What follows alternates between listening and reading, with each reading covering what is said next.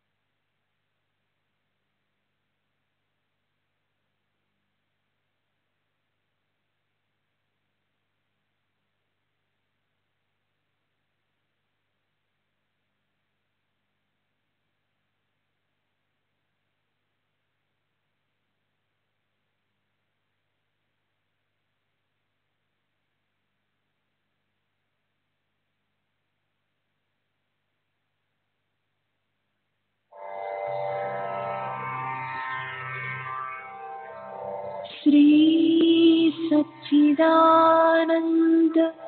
सद्गुरु साईनाथ महाराज की जय। सद्गुरु श्री साईनाथुनि शरद बाबू जी की जय।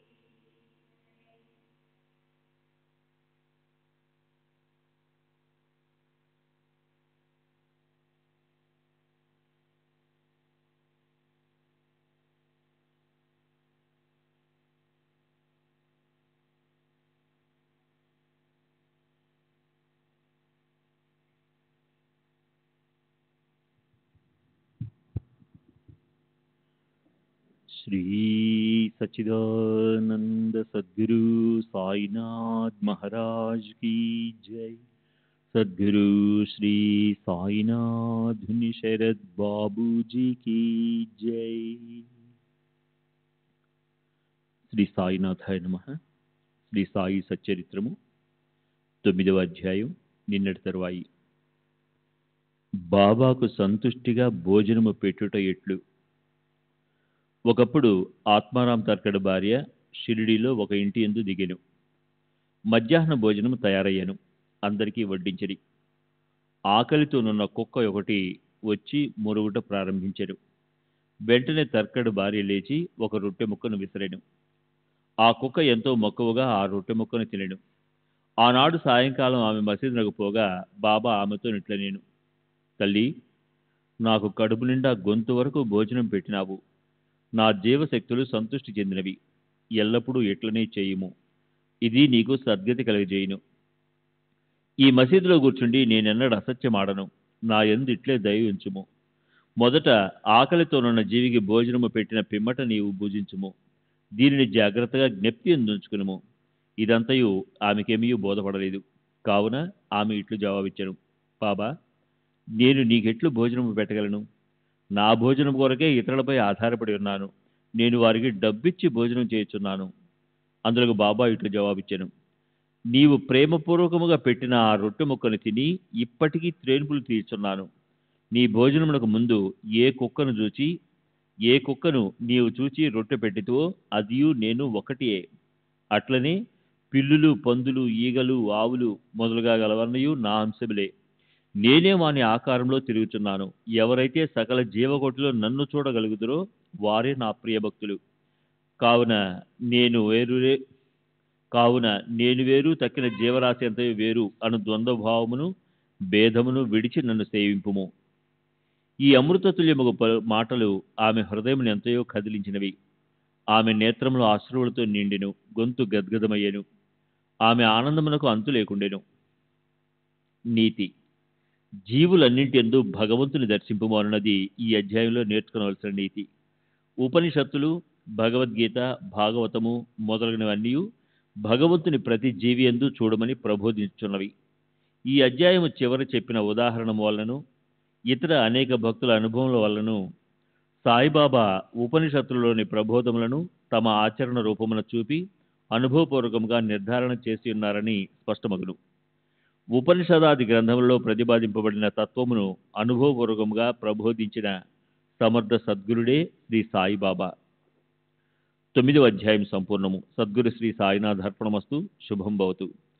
శ్రీ సచ్చిదానంద సద్గురు సాయినాథ్ మహారాజ్ కీ జై. సద్గురు శ్రీ సాయినాథుని శరద్ బాబూజీ కీ జై.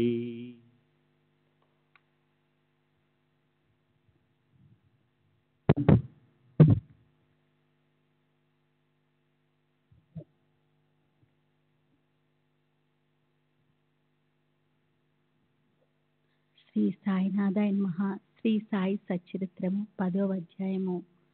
సాయిబాబా జీవిత విధానము, బాబావారి సైన్లీల, బ్రహ్మం యొక్క సగుణావతారము, షిరిడీలో బాబా నివాసము, వారి జన్మ తేదీ, బాబా లక్ష్యము, వారి బోధలు, సాయిబాబా సద్గురు, బాబా వారి అనుకువ, నానావళి మహాత్ముల కథా శ్రవణము, వారి సాంగత్యమే అది సులభ మార్గము. సాయిబాబా జీవిత విధానము. ఎల్లప్పుడూ శ్రీ సాయిబాబాను భక్తి ప్రేమలతో జ్ఞప్తించుకునము. ఏలన బాబా ఎల్లప్పుడూ తమ ఆత్మస్వరూపం నందే లీనమై సర్వులకు హితం చేయుటయందు నిమగ్నమై ఉండేవారు. వారి స్మరణయే జీవస్మరణ రూపమైన సంసారమనడి చిక్కుముడిని విప్పు తరుణోపాయము. ఇది అన్నిటికంటే అత్యంత శ్రేష్టము, సులభతరము అయిన సాధనము. దీనిలో వ్యయ ప్రయాసలు లేవు. కొద్ది శ్రమతో గొప్ప ఫలితములు పొందవచ్చును. అందువల్ల ఇక ఆలస్యం చేయక మన దేహేంద్రియములలో పట్టుత్వం ఉన్నంత వరకు ప్రతి నిమిషమును ఈ సాధనమును అనుష్ఠించుటకు వెచ్చించవలను. ఇతర దేవతలంతా ఉత్త భ్రమ. గురువు ఒక్కడే దేవుడు. సద్గురు చరణమును నమ్మి కొలిచినచో వారు మన అదృష్టమును బాగు చేయగలరు. వారిని శ్రద్ధగా సేవించినచో సంసార బంధం నుండి తప్పించుకొనగలము. న్యాయ మీమాంసాది షడ్దర్శనములను చదవ పని లేదు. మన జీవితం అనే ఓడకు సద్గురు సరంగుగా చేసుకున్నచో కష్టములు, చింతలతో కూడిన సంసారం అనే సాగరమును మనము సులభంగా దాటగలము. సముద్రములు, నదులు దాటినప్పుడు మనము ఓడ నడిపే వాని యందు నమ్మకం ఉంచినట్లు సంసారం అనే సాగరమును దాటుటకు సద్గురు అనే సరంగుపై పూర్తిగా నమ్మకం ఉంచవలెను. భక్తుల యొక్క అంతరంగమును గల భక్తి ప్రేమలను బట్టి సద్గురు వారికి జ్ఞానమును, స్వస్థానందమును ప్రసాదించును. గత అధ్యాయంలో బాబా యొక్క భిక్షాటనమును, కొందరు భక్తుల అనుభవములను మొదలును చెప్తిమి. ఈ అధ్యాయంలో బాబా ఎక్కడ నివసించెను, ఎలాగన జీవించును, ఎట్లు శయనించిడి వారు, భక్తులకు ఎట్లు బోధించుచుండెను మొదలైనవి చెప్తుము. బాబా వారి శయనలీల. మొట్టమొదట బాబా ఎచ్చట పడుకుంచుండునో, ఎట్లు పడుకుంచుండునో చూచిదము. ఒకసారి నానాసాహెబ్ డ్రేంగ్లే సుమారు 4 మూరల పొడవు, 1 జానెడు వెడల్పు గల ఒక కర్ర బలను బాబా పడకకని తెచ్చెను. ఆ బల్లను నేలపై వేసుకుని పడుకొనుటకు మారుగా బాబా దాన్ని మసీదు యొక్క దూలములకు ఉయ్యాల వలె వ్రేలాడునట్లు చినిగిన పాత గుడ్డ పీలికలతో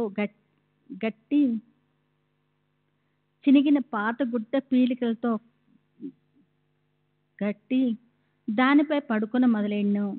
గుడ్డ పీలికలు పలుచనవి, ఏమాత్రము బలమైనవి కావు. అవి ఆ కొయ్యి బల్ల యొక్క బరువును మోయుటియే గగనము. ఇక బాబా యొక్క బరువును కూడా కలిపి అవి ఎట్లు భరించుచుండెనన్నది ఆశ్చర్య వినోదముకు హేతువైను. ఆ పాత గుడ్డ పీలికలు ఎంత బరువును మోయగలుగుట నిజంగా బాబా లీలయే. బాబా ఈ బల్ల యొక్క 4 మూలల యందు 4 దీపం ప్రమిదలుంచి రాత్రంతయు దీపములు వెలిగించుచుండ్రి. ఇది ఏమి చిత్రము! బల్లపై అజానుబాహువు బాబా పడుకున్నటికే స్థలం చాలనప్పుడు దీపములు పెట్టుటకు జాగా ఎక్కడిది? బాబా బల్లపైన పడుకున్న ఆ దృశ్యమును దేవతలు సహితము చూచి తీరవలసిందే. ఆ బల్లపైకి బాబా ఎట్లు ఎక్కుచుండెను, ఎట్లు దిగుచుండెను అన్నది అందరికీ ఆశ్చర్యం కలిగించుచుండెను. అనేక మంది ఉత్సుకతతో బాబా బల్లపైకి ఎక్కుట దిగుట గమనించుటకై కనిపెట్టుకుని ఉండేవారు. కానీ బాబా ఎవరికీ ఆ వైనం అంతు తెలియనివ్వలేదు. ఆ వింత చూచుటకు జనులు గుంపులు గుంపులుగా భూమి కూర్చుండొచ్చే బాబా విసుగు చెంది ఒకనాడు ఆ బల్లను విరిచి పారవేసిరి. అష్టసిద్ధులు బాబా ఆధీనంలో. బాబా వారిని ఉపేక్షించలేదు.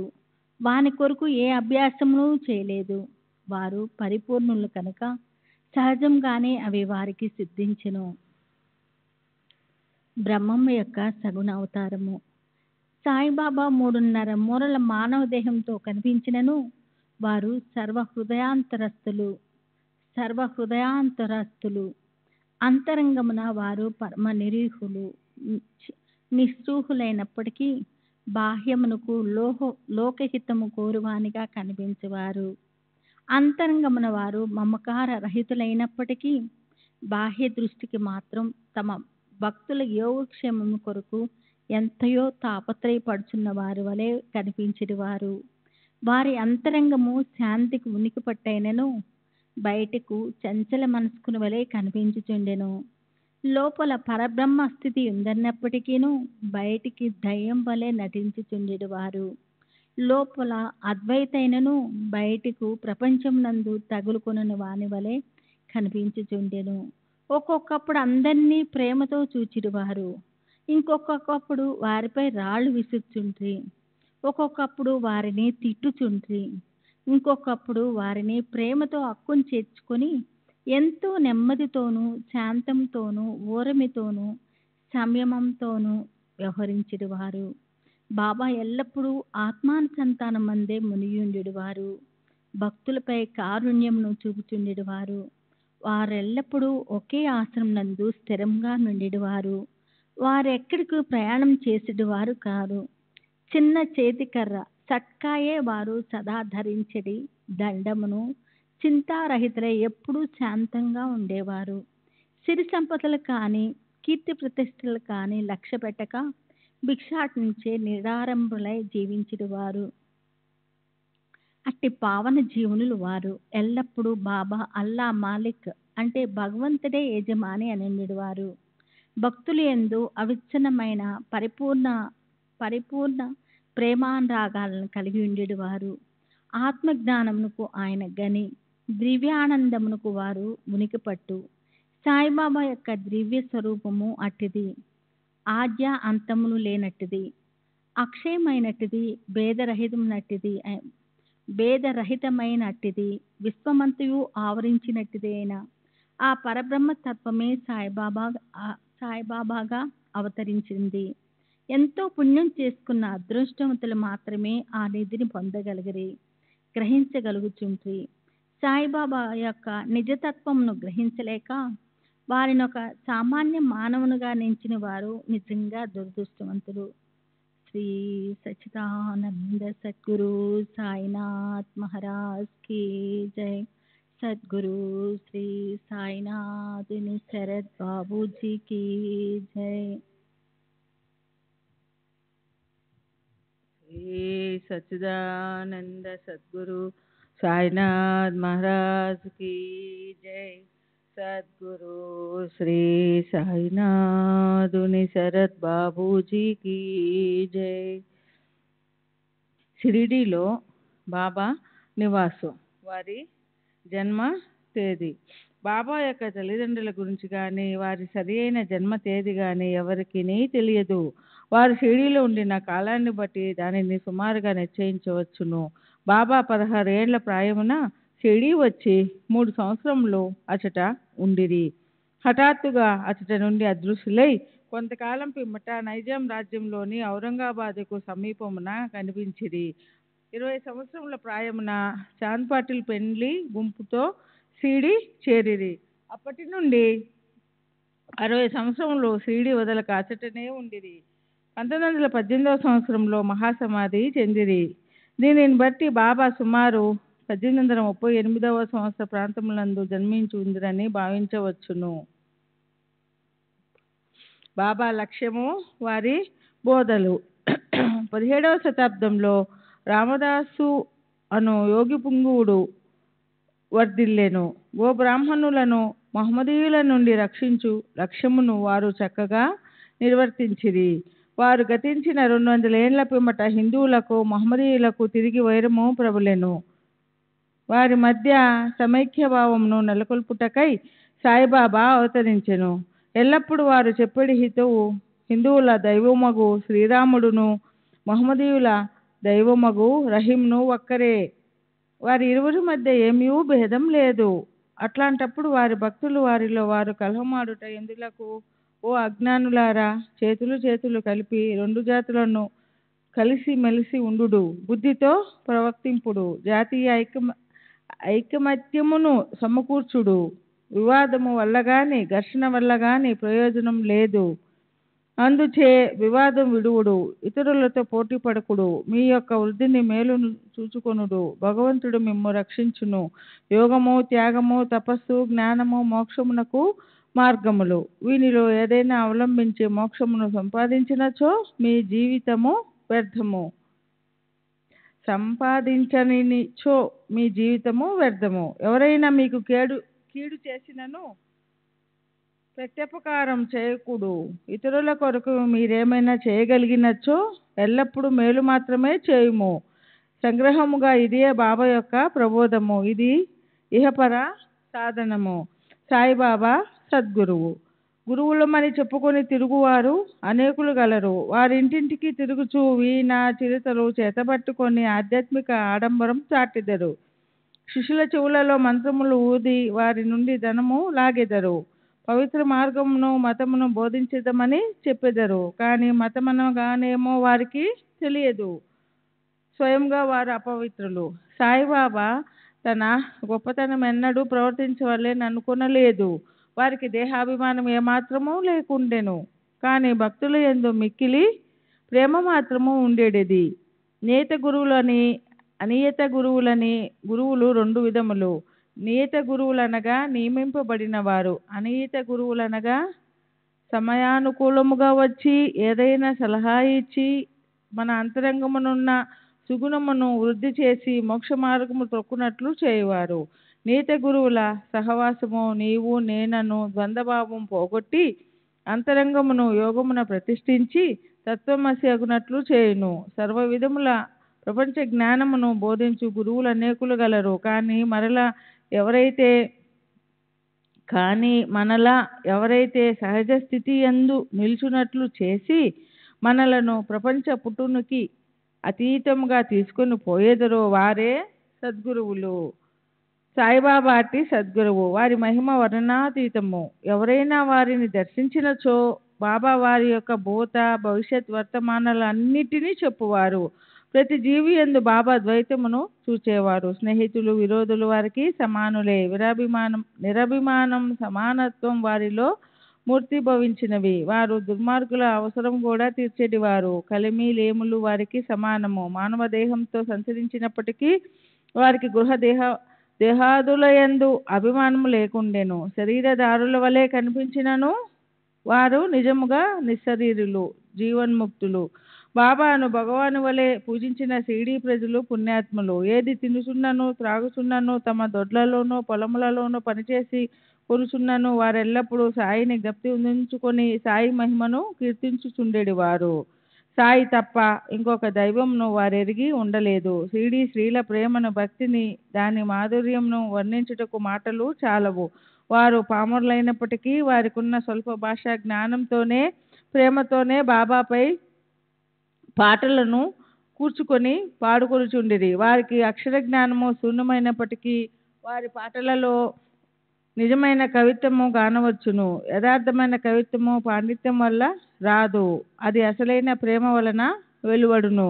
కవిత్వము స్వచ్ఛమైన ప్రేమ భావం నుండి వెలువడును.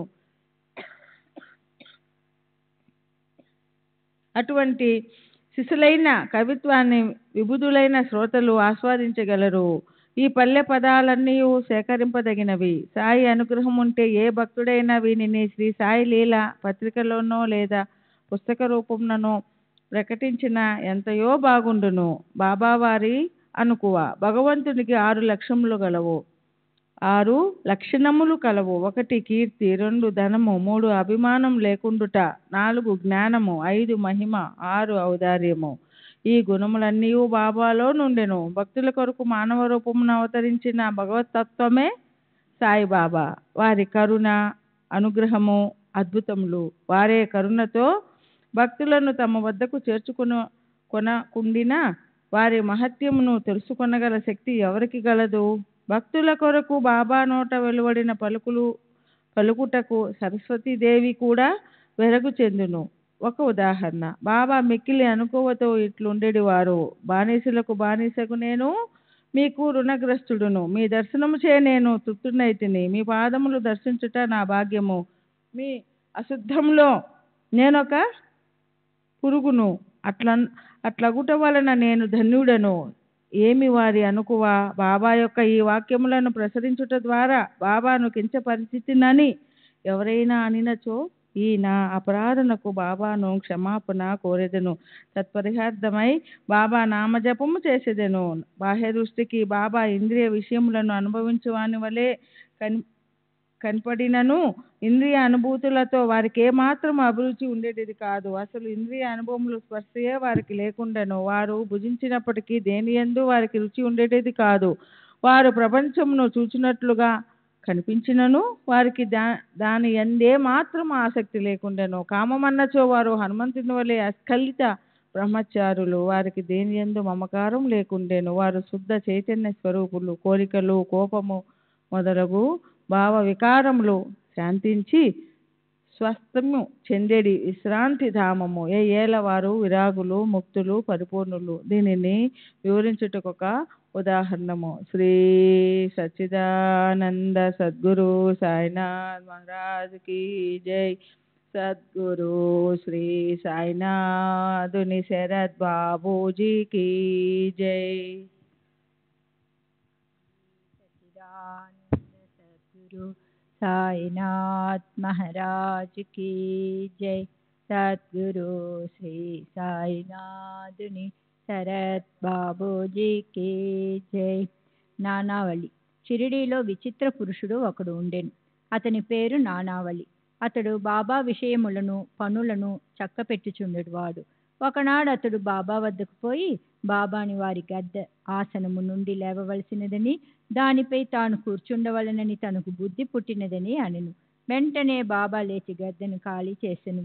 నానావళి దానిపై కొంతసేపు కూర్చుండి లేచి బాబాను తిరిగి కూర్చునమనెను. బాబా తన గద్దెపై కూర్చునెను. నానావళి బాబా పాదములకు సాష్టాంగ నమస్కారము చేసి వెళ్ళిపోయెను. తన గద్దె మీద నుండి దిగిపోమ్మనెను. దానిపై ఇంకొకరు కూర్చునినను బాబా ఎట్టి అసంతృప్తి వెలిబుచ్చలేదు. బాబాను నానావళి ఎంతగా ప్రేమించువాడనిన అతడు బాబా మహాసమాధి చెందిన 13వ నాడు దేహత్యాగము చేసెను. మహాత్ముల కథాశ్రవణము వారి సాంగత్యమే అతి సులభ మార్గము. సాయిబాబా సామాన్య మానవుని వలె నటించినప్పటికీ వారి చర్యలను బట్టి వారు అసాధారణ బుద్ధి కుశలతలు కలవారని తెలియవచ్చును. వారు చేయనదంతయు తమ భక్తుల మేలు కొరకే. వారు ఆసనములు గాని, యోగాభ్యాసములు గాని, మంత్రోపదేశములు గాని తమ భక్తులకు ఉపదేశించలేదు. తెలివితేటలను ప్రక్కకు పెట్టి సాయి సాయి అను నామమును మాత్రము నెత్తి అందించుకొమనిరి. అట్లు చేసినచో వారు సర్వ బంధముల నుండి విముక్తులై స్వాతంత్ర్యము పొందెదరని చెప్పిరి. పంచాగ్నుల నడుమ కూర్చునుట, యాగములు చేయుట, మంత్రజపము చేయుట, అష్టాంగ యోగములు మొదలుగునవి బ్రాహ్మణులకే వీలుపడును. తక్కిన వర్ణముల వారికి అవి ఉపయుక్తములు కావు. ఆలోచించుటే మనస్సు యొక్క పని. అది ఆలోచించకుండా ఒక్క నిమిషమైనా ఉండలేదు. దానికి ఏదైనా ఇంద్రియ విషయము నెత్తికి తెచ్చినచో దానినే చింతించుచుండును. గురువును నెత్తికి తెచ్చినచో గురువునే చింతించుచుండును. మీరు సాయిబాబా యొక్క గొప్పతనమును వైభవమును శ్రద్ధగా వింటిరి. ఇదియే వారిని నెత్తి అందించుకున్నట్టుకు సహజమైన మార్గము. ఇదియే వారి పూజయు కీర్తనము. మహాత్ముల కథలను వినుట పైన చెప్పిన ఇతర సాధనముల వల్ల కష్టమైనది కాదు. ఇది మిక్కిలి సులభ సాధ్యమైనది.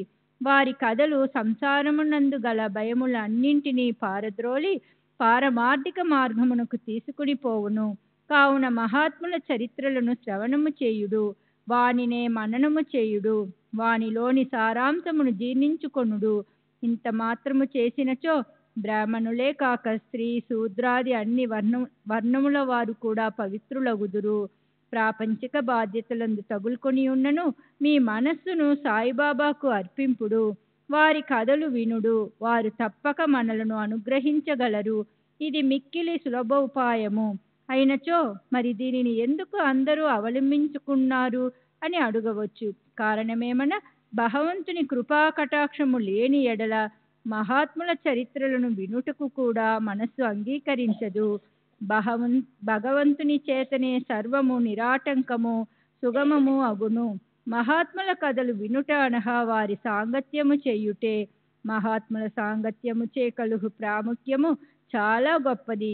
అది మన అహంకారమును దేహాభిమానమును నశింపచేయును. చావు పుట్టుకలనే బంధములను కూడా నశింపచేయును. హృదయ గ్రంథులను తెగగొట్టును. తుదకు శుద్ధ చైతన్య స్వరూపుడగు భగవంతుని సాన్నిధ్యమునకు తీసుకుని పోవును. విషయ వ్యామోహముల యందు మనకు గల అభిమానములను తగ్గించి ప్రాపంచిక కష్ట సుఖములందు విరక్తి కలుగచేసి పారమార్థిక మార్గమును నడుపును. మీకు భగవన్నామ స్మరణము, పూజ, భక్తి వంటి ఇతర సాధనములేవియూ లేకపోయినను కేవలము హృదయపూర్వకముగా మహాత్ములను ఆశ్రయించినచో చాలును. వారు మనలను భవసాహరము నుండి తరింపచేయుదురు. మహాత్ములు అందుకొరకే అవతరించెదరు.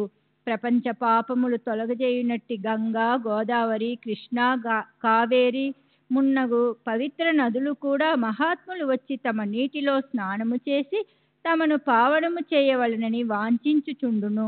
మహాత్ముల మహిమ అట్టిది. మన పూర్వజన్మ సుకృతముచే మనకు సాయిబాబా పాదములను ఆశ్రయించు భాగ్యము కలిగినది. మసీది గోడ కానుకుని ఊది మహాప్రసాదమును తన భక్తుల యోగక్షేమములకై పంచిపెట్టు సుందర స్వరూపుడును, ఈ ప్రపంచము యొక్క అభావమును చింతించువాడును, సదా పూర్ణానందములో మునిగి ఉండువాడునగు సాయి పాదములకు సాష్టాంగ నమస్కారములు చేయుచు ఈ అధ్యాయమును ముగించెదము. 10వ అధ్యాయం సంపూర్ణము. సద్గురు శ్రీ సాయినాథార్పణమస్తు. శుభం భవతు. శ్రీ సచ్చిదానంద సద్గురు సాయినాథ్ మహారాజ్ కీ జై. సద్గురు శ్రీ సాయినాథుని శరత్ బాబూజీ కీ జై.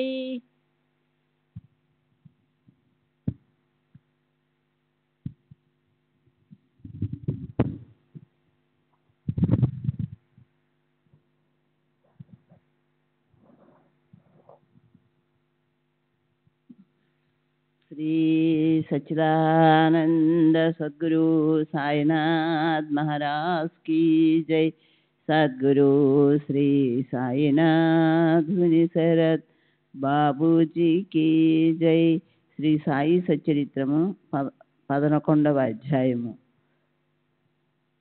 సగుణ బ్రహ్మ స్వరూపమే సాయిబాబా. డాక్టర్ పండితుని పూజ. హాజీ సిద్దిక్ ఫార్కే. పంచభూతములు బాబా స్వాధీనము. సగుణ బ్రహ్మ స్వరూపమే సాయిబాబా. భగవంతుడు లేదా బ్రహ్మము 2 విధములుగా అవతరించవచ్చును. 1 నిర్గుణ స్వరూపము, 2 సగుణ స్వరూపము.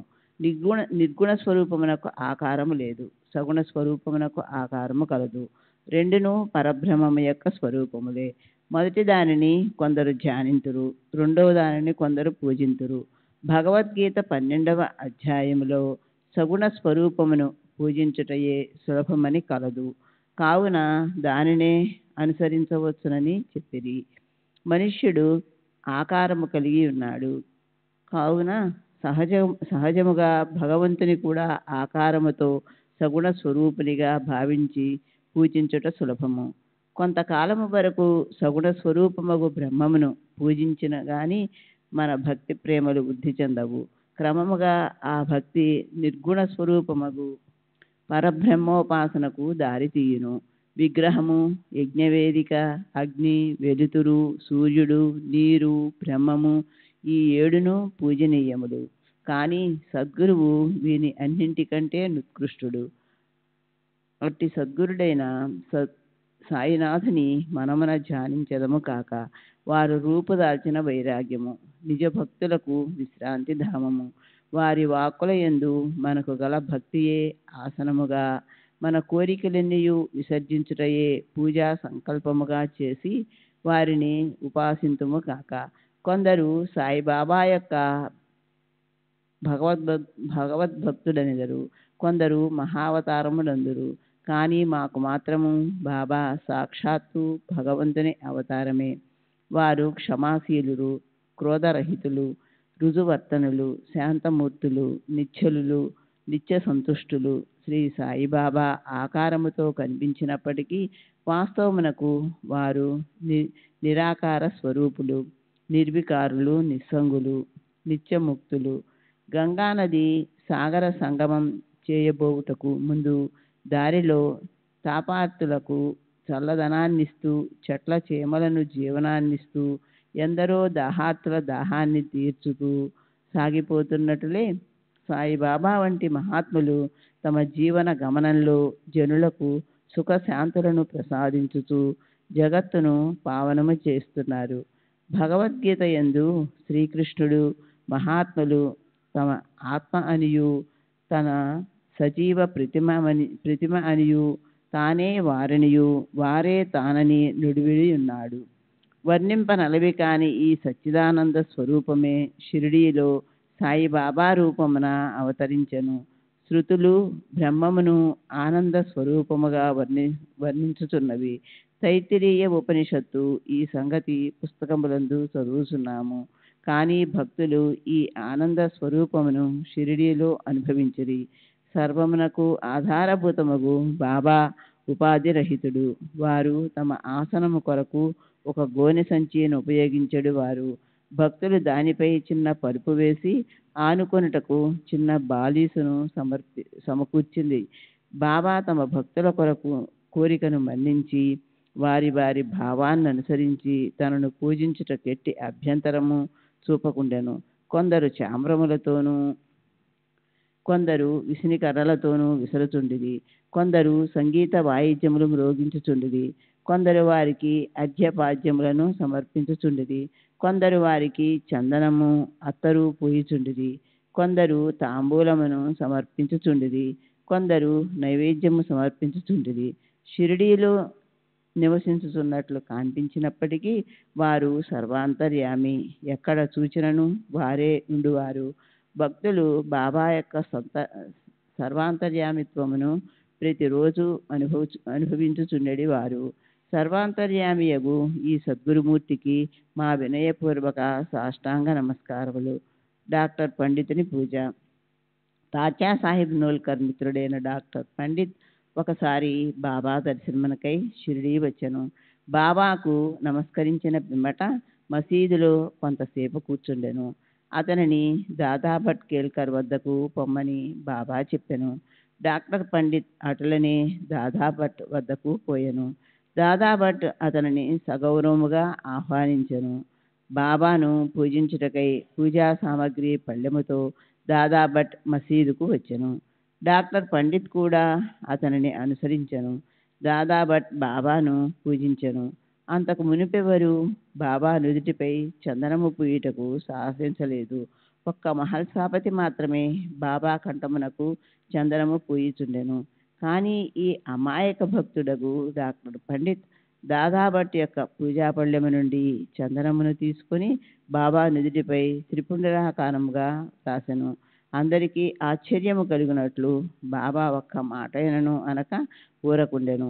ఆనాటి సాయంకాలము దాదాభట్ బాబాని అడిగెను, బాబా, మేమెవరిమైనా మీ నుదుటిపై చందనము పూయుదమన్నా నిరాకరింతురే. డాక్టర్ పండిత్ వ్రాయగా ఈనాడేలా ఊరకుంటిరి?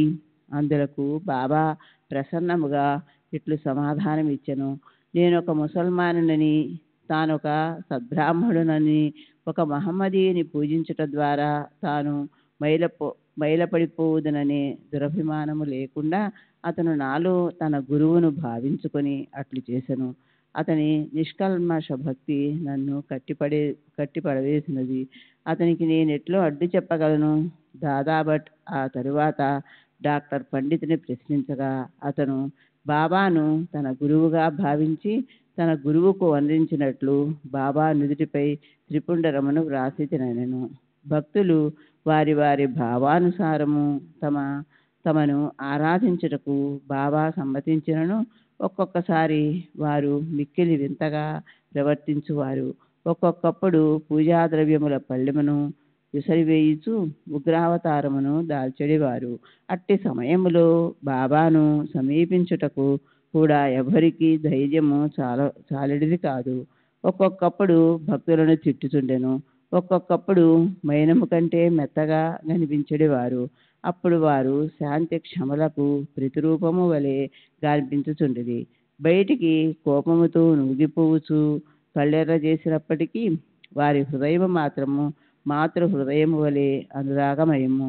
వెంటనే వారు తమ భక్తులను ప్రేమతో దగ్గరికి తీసి, నేనెప్పుడూ ఎవరిపైనా కోపించి ఎరుగను. తల్లి తన బిడ్డలను ఎక్కడైనా తరిమివేయునా? సముద్రము తనను చేరు నదులను ఎప్పుడైనా తిరగగొట్టునా? నేను మిమ్మల్ని ఎందుకు నిరాదరించెదను? నేనెప్పుడూ మీ యోగక్షేమములనే ఆపేక్షించెదను. నేను మీ సేవకుడను. నేనెప్పుడూ మీ వెంటనే ఉండి పిలిచిన పలుకుతాను. నేనెప్పుడూ కోరేది మీ ప్రేమను మాత్రమే అనడివారు.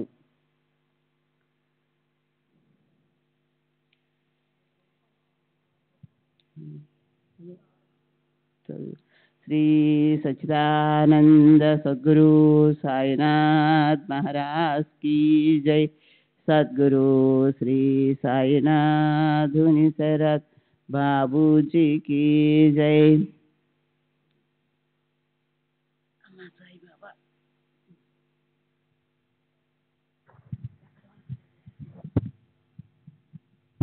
श्री सच्चिदानंद सद्गुरु साईनाथ महाराज की जय. सद्गुरु श्री साईनाथ निसरत బాబూజీ की जय.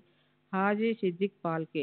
బాబా ఎప్పుడు ఏ భక్తుని ఎట్లు ఆశీర్వదించునో ఎవరికీ తెలియదు. అది కేవలం వారి ఇచ్చపై ఆధారపడి ఉండెను. హాజీ సిద్దిక్ పాల్కే కథ ఇందుకు ఉదాహరణము. సిద్దిక్ పాల్కే అను మహమ్మదీయుడు కళ్యాణ్ నివాసి మక్కా మదీనా యాత్రలు చేసిన పిమ్మట షిరిడి చేరెను. అతడు చావడి ఉత్తర భాగమున బస చేసెను. 9 నెలలు షిరిడిలో నున్నను. బాబా వారిని మసీదులో పాదము పెట్టనివ్వలేదు. అతడు మసీదు ముందున్న ఖాళీ జాగలో కూర్చునుచుండెను. పాల్కే మిక్కిలి నిరాశ నిస్పృహలకు లోనయ్యెను. ఏమి చేయుటకు అతనికి తోచకుండెను. నిరాశ చెందవద్దని నందీశ్వరుని ద్వారా వెళ్ళిన శివుడు ప్రసన్నుడైనట్లు మాధవరావు దేశపాండే ద్వారా బాబా వద్దకెళ్ళినా అతని మనోరథం సిద్ధించుననియు కొందరు భక్తులు అతనికి సలహానిచ్చిరి. అటులే అని తన తరపున బాబాతో మాట్లాడమని శ్యామను పాల్కే వేడుకొనెను. శ్యామ అందులకు సమ్మతించి ఒకనాడు సమయం కనిపెట్టి బాబాతో నిట్లనియెను, బాబా, ఆ ముదుసలి హాజీని మసీదులో కాలు పెట్టనీయవేళ ఎంతోమంది వచ్చి నిన్ను దర్శించిపోవచ్చున్నారు. ఆ హాజీని మాత్రం ఎందుకు ఆశీర్వదించవు? దానికి బాబా ఇట్లు జవాబిచ్చెను. శ్యామ, ఇటువంటి విషయాలలో నీవింక పసివాడవు. నీకు ఇవన్నీ అర్థం కావు. అల్లా ఒప్పుకొనినచ్చో నీ నేనేమి చే అల్లా ఒప్పుకొననిచో నేనేమి చేయగలను? అల్లామియా కటాక్షము లేనిచో ఈ మసీదులో పాదము పెట్టగలుగు వారెవరు? సరే, నీవు వాని వద్దకు పోయి వానిని బారివి బావి వద్దనున్న ఇరుకు కాలిబాటకు రాగలడేమో అడుగుము. శ్యామ పోయి హాజీని ఆ విషయం అడిగి తిరిగి బాబా వద్దకొచ్చి హాజీ అందులకు సమ్మతించనని చెప్పెను. 40,000 రూపాయలు 4 వాయిదాలలో నివ్వగలడేమో కనుగొనమని తిరిగి బాబా అడిగాను. శ్యామ వెంటనే పోయి హాజీ తాను 4 లక్షలు కూడా ఇచ్చుటకు సిద్ధంగానున్నాడని జవాబు తెచ్చెను. సరే, మరలా పోయి వానిని ఇట్లడుగుము. మసీదులో ఈనాడు మేకను కోసెదము. వానికి దాని మాంసం కావలెనో వృషణములు కావలెనో కనుగొనుము. బాబా వారి కొలంబ. మసీదులో బాబా భిక్ష చేసి తెచ్చిన పదార్థం ఉంచడి మట్టి పాత్రలో నున్న చిన్న ముక్కతోనైనా సంతృష్టి చెందనని శ్యామ ద్వారా హాజీ బదులు చెప్పెను. ఇది వినగానే బాబా మిక్కిలి కోపంతో మసీదులోని కొలంబా నీటి కుండలను బయటకు విసిరివేసి చిన్నగా చావడిలోనున్న హాజీ వద్దకు పోయి తన కప్నీని పైకెత్తి పట్టుకుని తీవ్ర స్వరంతో, నన్ను గురించి ఏమనుకొనుచున్నావు? నీవేదో గొప్పవాడివని, పెద్ద హాకీవని గొప్పలు పోవచ్చు ఏమేమిటో వదులుచున్నావే. నా దగ్గర నీ ఆటలు. ఖురాను చదివి నీవు తెలుసుకున్నది ఇదేనా? మక్కా మదీనా యాత్రలు చేసిననే గర్వంతో నేనెవరో తెలుసుకొనలేకున్నావు అనుచు ఏమేమో ఇంకనూ అతని తిట్టి మసీదుకు మరలి వెళ్ళెను. బాబా ఆగ్రహవేశములను చూచి హాజీ గాబరా పడెను. ఆ పిమ్మట బాబా కొన్ని గంపల మామిడి పండ్లను కొని వాటిని హాజీకి పంపెను. తిరిగి హాజీ వద్దకు వచ్చి తన జేబులో నుంచి 55 రూపాయలు తీసి లెక్క పెట్టి హాజీ చేతిలో పెట్టెను. అప్పటి నుంచి హాజీని బాబా ప్రేమ ఆదరములతో చూచుచూ భోజనమునకు పిలుచుచుండెను. హాజీ ఆనాటి నుండి తనకిష్టము వచ్చినప్పుడెల్లా మసీదులోనికి వచ్చిపోవుచుండెను. బాబా ఒక్కొక్కప్పుడు వానికి డబ్బు ఇచ్చుచుండెను. బాబా దర్బారులో అతను కూడా ఒకడయ్యెను. శ్రీ సచిదానంద సద్గురు సాయినాథ్ మహారాజ్ కీ జై. సద్గురు శ్రీ సాయినాథ్. పంచభూతములు బాబా స్వాధీనము. బాబాకు పంచభూతములు స్వాధీనములని తెలుపు 2 సంఘటనములను వర్ణించిన పిమ్మట ఈ అధ్యాయమును ముగించెదము. ఒకనాడు సాయంకాలం షిరిడీలో గొప్ప తుఫాను సంభవించెను. నల్లని మేఘములు ఆకాశమును గప్పెను. గాలి తీవ్రముగా వీచెను. ఉరుములు మెరుపులతో కుంభవృష్టి కురిసెను. కొంతసేపటిలో నేలంతయు జలమయమయ్యెను. పశు పక్షాది జీవకోటితో సహా జనులందరూ మిక్కిలి భయపడిరి. షిరిడీ గ్రామంలో కొలువైయున్న శని, శివపార్వతులు, మారుతి, ఖండోబా మొదలైన దేవతలెవ్వరూ వారిని ఆదుకొనలేదు. కావున వారందరూ మసీదుకొచ్చి బాబాను శరణుజొచ్చిరి. తుఫానును ఆపివేయుడని బాబాను వేడుకొనిరి. ఆపదలోనున్న జనులను చూచి బాబా మనస్సు కరిగెను. వారు బయటకు వచ్చి మసీదు అంచున నిలబడి బిగ్గరగా, ఆగు, నీ తీవ్రతను తగ్గించు, నెమ్మదించమని గర్జించిరి. కొన్ని నిమిషములలో వర్షము తగ్గెను. గాలి వీచుట మానెను. తుఫాను ఆగిపోయెను. చంద్రుడు ఆకాశమున కనిపించెను. ప్రజలందరూ సంతృష్టి చెంది వారి వారి గృహములకు పోయిరి. ఇంకొకప్పుడు మిట్ట మధ్యాహ్నం దునిలో మంటలు అపరిమితముగా లేచెను. మంటలు మసీదు కప్పుకున్న దూలములకు తాకుతున్నట్లు ఎగుచుండెను. మసీదులో కూర్చున్న వారికి ఏమి చేయుటకు తోచలేదు. దునిలో కట్టెలు తగ్గింపుడని గాని నీళ్లు పోసి మంటలు చల్లార్పుడని గాని బాబాకు సలహానిచ్చుటకు వారు భయపడిరి. వారి భయాందోళనను బాబా వెంటనే గ్రహించి తమ సటకాతో ప్రక్కనున్న స్తంభమును కొట్టుచూ దిగుదిగు శాంతించుము అనిరి. ఒక్కొక్క సటకా దెబ్బకు కొంచెం కొంచెం చెప్పున మంటలు తగ్గిపోయి దుని యథాపూర్వం మితముగా మండసాగెను. భగవదవతారమైన శ్రీ సాయినాథుడు అట్టివారు. వారి పాదములపై పడి సాష్టాంగ నమస్కారం చేసి సర్వస్వ శరణాగతి వేడిన వారినెల్లా వారు కాపాడెదరు. ఎవరైతే భక్తి ప్రేమలతోని ఈ అధ్యాయములోని కథలను నిత్యము పారాయణము చేసెదరో వారి కష్టములన్నింటి నుండి విముక్తులగుదరు. అంతేకాక సాయి అందే అభిరుచి భక్తి కలిగి త్వరలో భగవత్ సాక్షాత్కారమును పొందెదరు. వారి కోరికలన్నీ నెరవేరి తుదకే కోరికలు లేని వారే ముక్తిని పొందెదరు. 11వ అధ్యాయం సంపూర్ణం. సద్గురు సాయినాథ అర్పణమస్తు. శ్రీ సాయి సచ్చరిత్రం 12వ అధ్యాయం. ప్రస్తావన. కాకా మహాజని బాబుసాహెబ్ దుమాల్ నిమోన్కర్ భార్య నాసిక్ నివాసి ములే శాస్త్రి రామభక్తుడైన డాక్టర్. ప్రస్తావన. శిష్టులను రక్షించుటకు దుష్టులను శిక్షించుటకు భగవంతుడు అవతరించునన్న సంగతి పూర్వపు అధ్యాయములలో తెలుసుకున్నాము. కానీ సద్గురుమూర్తుల కర్తవ్యం దానికి భిన్నమైనది. వారికి మంచివాడును చెడ్డవాడును ఒకటే.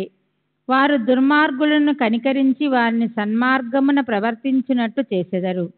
భవసాగరమును హరించుటకు వారు అగస్తుల వంటివారు. అజ్ఞానమనే చీకటిని నశింపచేయుటకు వారు సూర్యుని వంటివారు. భగవంతుడు యోగుల హృదయమున నివసించును. వాస్తవముగా వారు భగవంతుని కంటే వేరు కారు. సద్గురు శ్రేష్ఠుడైన శ్రీ సాయిబాబా భక్తుల క్షేమము కొరకు అవతరించిరి. జ్ఞానములో నికృష్టులై దైవీ తేజస్సుతో ప్రకాశించుచు వారు అందరినీ సమానముగా ప్రేమించడివారు. వారికి దేనియందు అభిమానము లేకుండెను. శత్రువులు, మిత్రులు, రాజులు, ఫకీరులు అందరూ వారికి సమానమే. వారి పరాక్రమమును వినుడు. భక్తుల కొరకు తమ పుణ్యమునంతయు వేపర్చి ఎప్పుడూ వారికి సహాయము చేయుటకు సిద్ధముగా నుండువారు. వారికిచ్చలేనిచో భక్తులు వారి వద్దకు రాలేకుండిరి. వారి వంతు రానిదే వారు బాబాను స్మరించువారు కారు. వారి లీలలు ఎరుగుట కూడా తటస్థించదు. మరి అట్టి వారికి బాబాను దర్శించుకొనవలనని బుద్ధి ఎట్లు పుట్టును? కొందరు బాబాను దర్శింపవలననుకొనిది. కానీ బాబా మహాసమాధి చెందు లోపల వారికి అవకాశము కలగలేదు. బాబాను దర్శించవలనను కోరిక గల వారు అనేకులున్నారు. కానీ వారి కోరికలు నెరవేరలేదు. అట్టి వారు విశ్వాసముతో బాబా లీలను వినుచో దర్శనము వలన కలుగు సంతుష్టిని పొందెదరు. కొందరు అదృష్టవశమున వారి దర్శనము చేసుకున్నను బాబా సన్నిధిలో ఉండవలన అనుకుని నచ్చట ఉండలేకుండిరి. ఎవ్వరునూ తమ ఇష్టానుసారం షిరిడీ పోలేకుండిరి. అతడ ఉండుటకు ప్రయత్నించను ఉండలేకుండిరి. బాబా ఆజ్ఞ ఎంతవరకు కలదో అంతవరకే వారు షిరిడీలో ఉండగలిగిరి. బాబా పొమ్మనిన వెంటనే షిరిడీ విడవవలసి వచ్చుచుండెను. కాబట్టి సర్వము బాబా ఇష్టము పైననే ఆధారపడి ఉండును. శ్రీ సచ్చిదానంద సద్గురు సాయినాథ్ మహారాజ్ కీ జై. సద్గురు శ్రీ సాయినాథుని శరత్ బాబూజీ కీ జై. కాకా మహాజని. ఒకప్పుడు బొంబాయి నుండి కాకా మహాజని షిరిడి పోయెను. అచటొక వారం రోజులుండి గోకులాష్టమి ఉత్సవమును చూడవలనని అనుకొనెను. బాబాను దర్శించిన వెంటనే అతనితో బాబా ఇట్లనిది, ఎప్పుడు తిరిగి ఇంటికి పోయేదవు? ఈ ప్రశ్న విని మహాజని ఆశ్చర్యపడెను. కానీ ఏదో జవాబు ఇవ్వవలేను కదా. బాబా ఆజ్ఞ ఎప్పుడైనా అప్పుడే పోయేదనని కాకా జవాబిచ్చాను. అందులకు బాబా ఇట్లనియను, రేపు పొమ్ము. బాబా ఆజ్ఞ అలుంగనీయము కావున అట్లే చేయవలసి వచ్చాను. అందుచే ఆ మరుసటి దినమే కాకా మహాజని షిరిడీ విడిచాను. బొంబాయిలో తన ఆఫీసుకు పోగానే వాని యజమాని వాని కొరకే కనిపెట్టుకుని ఉన్నట్లు తెలిసాను. ఆఫీస్ మేనేజర్ హఠాత్తుగా జబ్బుపడాను. కావున కాకా మహాజని ఆఫీసులో ఉండవలసిన అవసరము ఏర్పడాను. ఈ విషయమే యజమాని షిరిడీలో ఉన్న కాకా మహాజనికి ఒక ఉత్తరము కూడా వ్రాసాను. అది కొన్ని రోజుల తర్వాత తిరుగుటప్పాలో బొంబాయి చేరినది. బావు సాహెబ్ దుమాల్. పైదానికి భిన్నమగు కథ ఇప్పుడు వినుడు. ప్లేడర్ వృత్తిలో ఉండిన బావు సాహెబ్ దుమాల్ ఒకసారి కోర్టు పనిపై నిఫాడ్ పోవుచుండెను. దారిలో దిగి షిరిడీకి పోయాను. బాబా దర్శనం చేసుకుని వెంటనే నేపాడ్ పోవ సెలవు కోరాను. కానీ బాబా ఆజ్ఞ ఇవ్వలేదు. షిరిడీలోనే ఇంకొక వారం ఉండునట్లు చేశాను. ఆ తర్వాత అతడు బాబా వద్ద సెలవు పొంది నిఫాడ్ చేరగా అక్కడి మెజిస్ట్రేటుకు కడుపు నొప్పి వచ్చి కేసు వాయిదా పడినని తెలిసాను. తర్వాత ఆ కేసు విచారణ కొన్ని నెలల వరకు సాగాను. 4 మెజిస్ట్రేట్లు దానిని విచారించిరి. తుట్టతుదకు దుమాల్ దానిని గెలిచాను. అతని కక్షిదారు విడుదలయ్యాను. నీమోన్కర్ భార్య. నీమోన్ గ్రామ వతనుదారుడు గౌరవ మెజిస్ట్రేటును అగు నానాసాహెబ్ నీమోన్కర్ తన భార్యతో షిరిడీలో కొంతకాలం ఉండెను. ఆ దంపతులు తమ సమయమంతయు మసీదులోనే గడుపుచు బాబా సేవ చేయుచుండిరి. బేలాపూర్లోనున్న వారి కుమారుడు జబ్బుపడినట్లు కబురు వచ్చెను. బేలాపూర్ పోయి తన కుమారుణ్ణి అక్కడున్న తమ బంధువులను చూచి అక్కడ కొన్ని దినములు ఉండవలెనని తల్లి అనుకొనెను. కానీ బేలాపూర్ పోయి ఆ మరుసటి దినమునకే షిరిడీ తిరిగి రావాలనని భర్త చెప్పాను. ఆమె సందిగ్ధంలో పడెను. ఏమి చేయుటకు తోచలేదు. ఆమె దైవమైన శ్రీ సాయినాథుడే ఆమెనప్పుడు ఆదుకొనెను. బేలాపూర్కు పోవుటకు ముందు ఆమె బాబా దర్శనముకై వెళ్ళాను. అప్పుడు బాబా సాటేవాడ ముందర నానాసాహెబ్ మొదలగు వారితో ఉండెను. ఆమె బాబా వద్దకు పోయి సాష్టాంగ నమస్కారం చేసి బేలాపూర్ పోవుటకు అనుమతి ఇమ్మని కోరెను. అప్పుడు బాబా ఆమెతో ఇట్లు చెప్పెను, వెళ్ళుము, ఆలస్యం చెయ్యవద్దు, హాయిగా బేలాపూర్లో 4 రోజులు ఉండిరా. నీ బంధువులందరినీ చూచి నెమ్మదిగా షిరిడీకి రమ్ము. బాబా మాటలెంత సమయానుకూలంగా ఉండెనో గమనించుడు.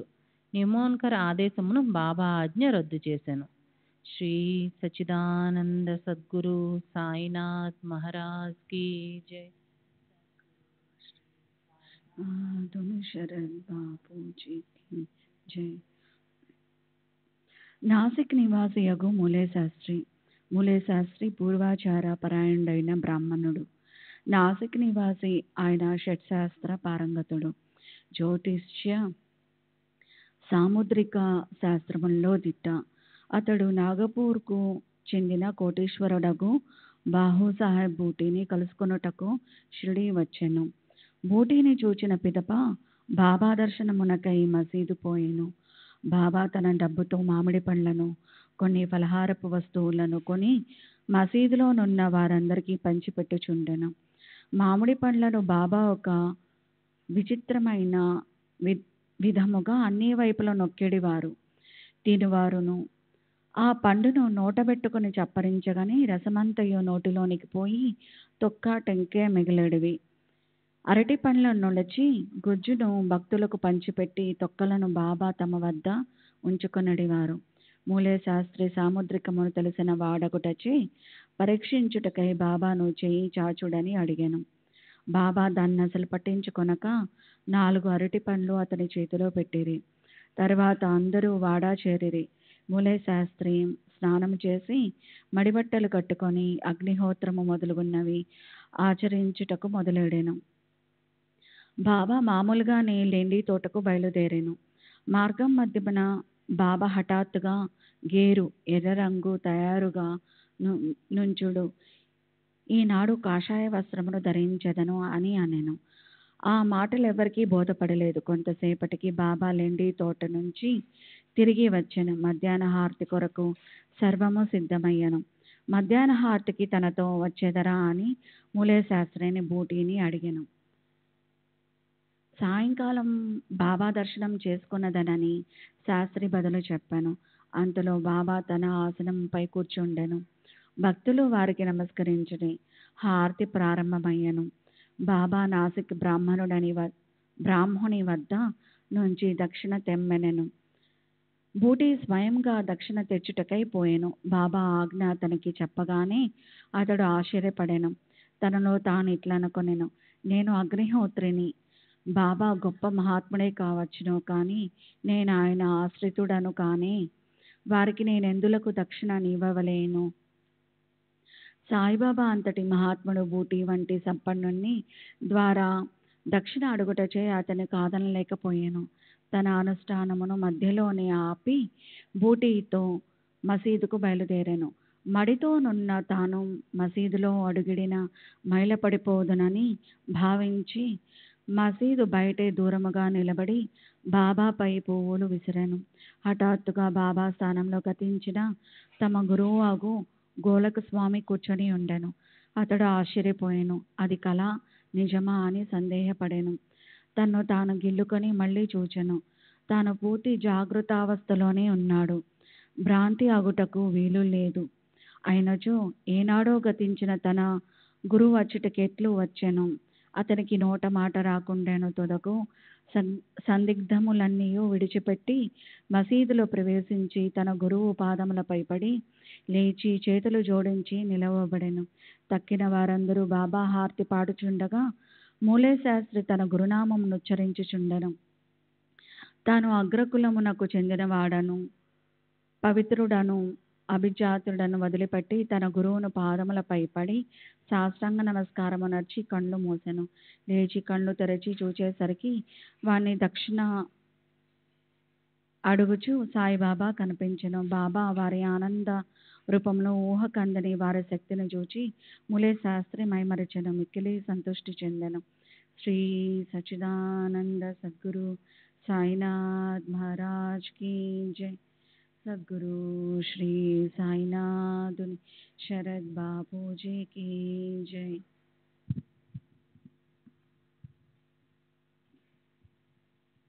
మనస్ఫూర్తిగా బాబాకు తిరిగి నమస్కరించి దక్షిణను సంగెను. తన సందేహము తీరినదనియు తనకు గురుదర్శనమైందనియు చెప్పెను. బాబా యొక్క ఆ ఆశ్చర్యకరమైన లీలను గాంచిన వారందరూ ఆశ్చర్యమొందిరి. గేరు తెండు కాషాయ వస్త్రములను ధరించినని అంతకుముందు బాబా పలికిన మాటలకు అర్థము అప్పుడు వారు గ్రహించిరి. సాయి యొక్క లీలలు ఆశ్చర్యకరములు. రామభక్తుడైన డాక్టర్ ఒకనాడు ఒక మామలతాదారు తన స్నేహితుడగు డాక్టర్తో కలిసి షిరిడీకి వచ్చెను.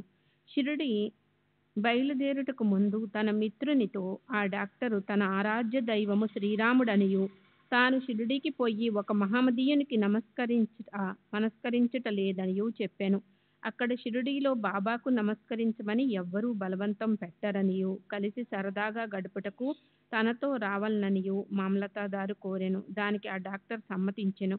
షిరిడి చేరి బాబాను చూచుటకు వారు మసీదుకి పోయిరి. అందరికంటే ముందు డాక్టర్ బాబాకు నమస్కరించుట చూచి అందరూ ఆశ్చర్యపడిరి. తన మనోనిశ్చయమును మార్చుకొని ఒక మహమ్మదీయునికి ఎట్లు నమస్కరించితివని అందరూ అడిగిరి. తన ఇష్టదైవమగు శ్రీరాముడు ఆ గద్దెపైన తనకు కనిపించుటచే వారి పాదములపై పడి సాష్టాంగ నమస్కారం అనర్చితినని డాక్టర్ బదిలిడెను. అతడిట్లా అని తిరిగి చూడగా అక్కడ సాయిబాబానే కనిపించెను. ఏమీ తోచక అతడు ఇది స్వప్నమా ఏమి, వారు మహమ్మదీయుడగుట ఎట్లు, వారు గొప్ప యోగ సంపన్నులైన అవతార పురుషులు అని నుడివెను. ఆ మరుసటి దినమే డాక్టర్ ఏదో దీక్ష వహించి ఉపవాసముండెను. బాబా తనను అనుగ్రహించు వరకు మసీదుకు పోనని నిశ్చయంతో మసీదుకు వెళ్ళుట మానెను. ఇట్లు 3 రోజులు గడిచెను. 4వ దినమున తన ప్రియ స్నేహితుడొకడు కాందేశ్ నుండి రాగా వానితో కలిసి మసీదులో బాబా దర్శనమునకై తప్పక మసీదుకు పోవలసి వచ్చెను. బాబాకు నమస్కరించగానే బాబా అతనితో ఎవరైనా వచ్చి నిన్నిక్కడికి రమ్మని పిలిచితిరా ఏమి, ఇట్లు వచ్చితివి అని ప్రశ్నించెను. ఆ ప్రశ్న డాక్టర్ మనసును కదిలించెను. ఆనాటి రాత్రియే నిద్రలో అతనికి గొప్ప ఆధ్యాత్మిక అనుభూతి కలిగి అనిర్వచనీయమైన ఆనందాన్ని అనుభవించెను. ఆ తర్వాత అతడు తన ఊరికి పోయినను ఆ ఆనందానుభూతి 15 దినముల వరకు అటులనే ఉండెను. ఆ ప్రకారముగా అతనికి సాయిబాబా యందు భక్తి అనేక రెట్లు వృద్ధి పొందెను. పై కథ వలన, ముఖ్యముగా మూలే శాస్త్రి కథ వలన నేర్చుకొనిన నీతి ఏమన, మనము మన గురువునందే అనన్యమైన నిశ్చల విశ్వాసం ఉంచవలెను. వచ్చే అధ్యాయంలో మరికొన్ని సాయిలీలను చెప్పెదము. 12వ అధ్యాయం సంపూర్ణం. సద్గురు శ్రీ సాయినాథార్పణమస్తు. శుభం భవతు. సచ్చిదానంద సద్గురు సాయినాథ్ మహారాజ్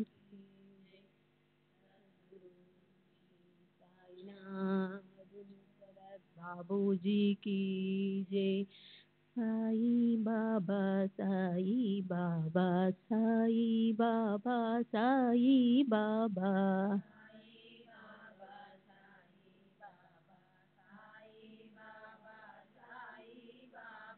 साई बाबा साई बाबा साई बाबा साई बाबा साई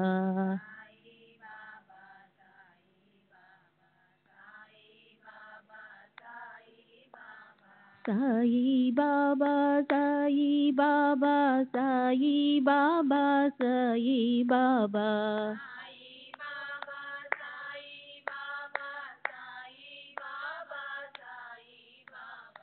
साई बाबा साई बाबा साई बाबा साई बाबा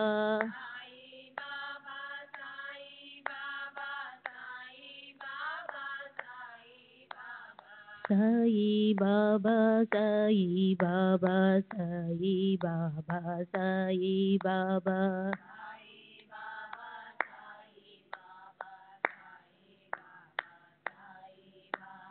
సాయి బాబా సాయి బాబా సాయి బాబా సాయి బాబా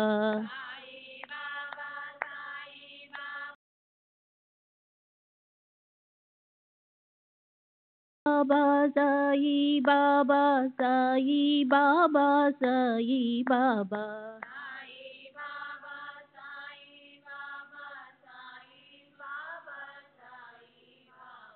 సాయి బాబా సాయి బాబా సాయి బాబా సాయి బాబా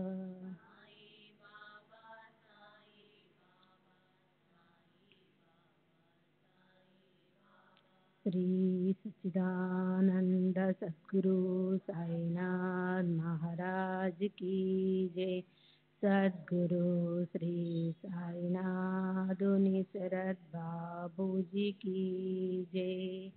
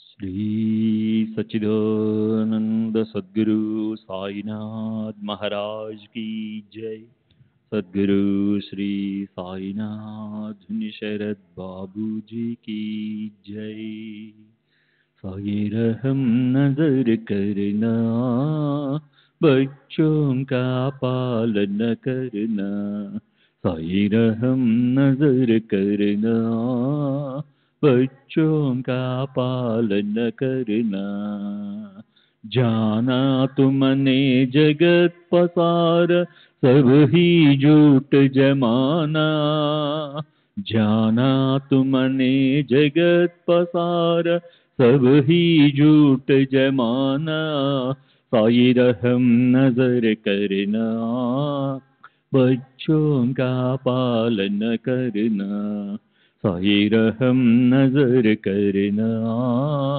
बच्चों का पालन करना मैं अंधा हूँ बंदा आपका मुझसे पथ दिखलाना मैं अंधा हूँ बंदा आपका मुझसे पथ दिखलाना साई रहम नजर करना, बच्चों का पालन करना।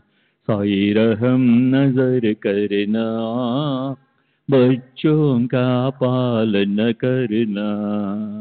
दासगण कहे अब क्या बोलूं, थक गई मेरी रसना। दासगण कहे अब क्या बोलूं, थक गई मेरी रसना। रहम नजर करना, बच्चों का पालन करना। साई रहम नजर करना, बच्चों का पालन करना। रहमो नजर करो अब मोरे साई, तुम बिना नहीं मुझे माँ बाप भाई। रहमो नजर करो मैं आंधा हूँ बंदा तुम्हारा, मैं आंधा हूँ बंदा तुम्हारा। मैं ना जानू, मैं ना जानू, मैं ना जानू अल्लाह इलाही। रहमो नजर करो, रहमो नजर करो अब मोरे साई, तुम बिना नहीं मुझे माँ बाप भाई। रहमो नजर करो काली जमाना मैंने गमाया, काली जमाना मैंने गमाया। साथी आखिर का, साथी आखिर का, साथी आखिर का तुम बिना कोई। रहमो नजर करो, रहमो नजर करो अब मोरे साई, तुम बिना नहीं मुझे माँ बाप भाई। रहमो नजर करो अपने मस्जिद का झाड़ू गणो है, अपने मस्जिद का झाड़ू गणो है। मालिक हमारे, मालिक हमारे, मालिक हमारे तुम बाबा साई। रहमो नजर करो, रहमो नजर करो अब मोरे साई, तुम बिना नहीं मुझे माँ बाप भाई। रहमो नजर करो।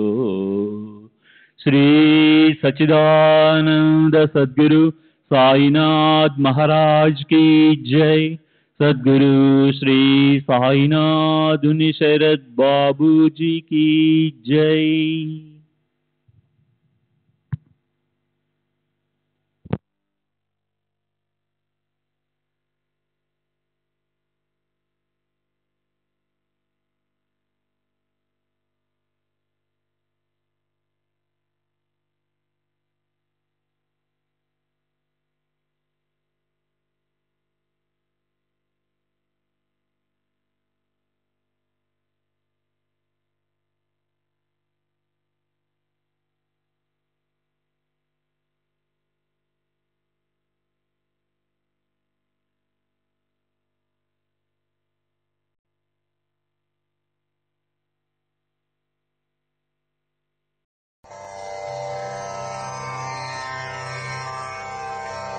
श्री सच्चिदानंद सद्गुरु साईनाथ महाराज की जय।